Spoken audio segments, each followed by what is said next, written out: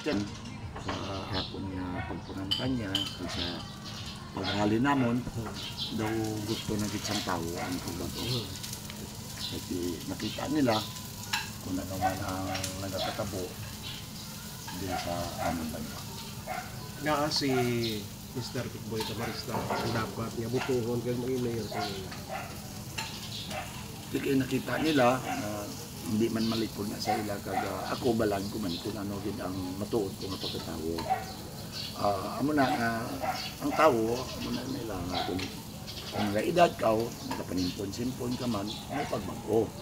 Isa nakita nila sa pagbago ko yung kaluyan makusang Ginoo kag kung ano man ang akong nga mga kwansang nagreligat daw gindas lang man sing kayuhan kag nakita man nila na tampad yun ako pag mag-servisyo sa komunidad. Ano ang nagtulod sa imo, Sir Pikboy, nga mag-reside, no? Sa pagpapili bilang mayor, no? Kasi ang mayor nga Poco, sila sa kasama ito, bulos-bulos lang, nga nagapadlagan mayor sa Rizamina, and then bakapas na sa Kapitol, no? Sa mga defensor. Anong makabig mo nga naghatag si mo kusog, bakod, para panidugan nga may ma-enkwentro mayor sa ila? Ang panggil, gusto ko man nga ipaabot sa aton nga mga pinalangga nga mga tumuluyo sa Banwa sa Mina kung nga nagpadalagan ako sa patag ka politika. Kay ang ginalinan, parte sa negosyo. Kung walang kabangganan, way gid ako ya gana magpadalagan sa politika niya. Nakita ko, mas maayo ang sitwasyon ko bilang isa ikaw katag-iya o kung isa ikaw ka-negosyante. Saan involved ang imo kabuhi sa politika. Mag-aamo ikaw ay ang maka-desisyon sa kaugalingon mo.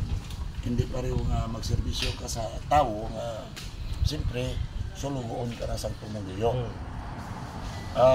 Ipatpat ko lang kung nga aging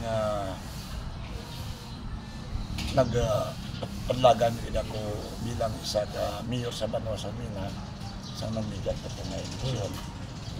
Ang istorya din na nakabakal ako sa lupa din sa parte sa barangay sa Mina na kung sa diin yung patinugan ko ka ni Kultre.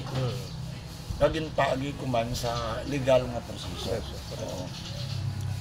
Pagpaagi ko sa legal nga proseso, hindi ko why gid ako mag-speak sa bilog ko nga kabuhi nga amo to ang himuon ni Maninoy kag ni Maninoy sa application ko. Kasi nagapati ako nga maibigay si rin nga tao ko. Pero ang problema na ba ang asawa niya. Balaan ko ang pamilya Grabato, prominente ni sila ang mga intilingti ng mga tao. Garing ni si Maninoy, partiyana ni third cousin mga nila. Na-influensya lang ni sa asawa niya. Amo niya ang naguba sa imaheng Grabato. Kaya ang Grabato yan talang doon din ang mga tao na. Siya ang nagpugong sa application ko sa pag-apply ko sa poultry.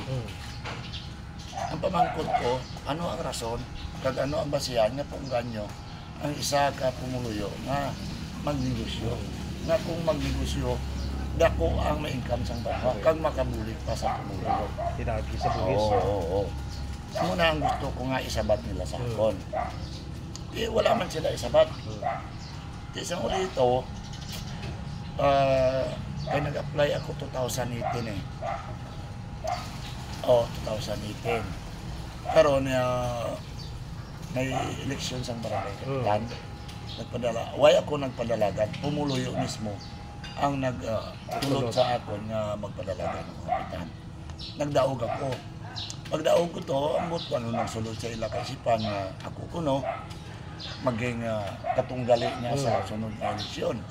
Pero para sa akon, why ko na ginaisip? Kaya hindi ako na sanay sir. Excuse me.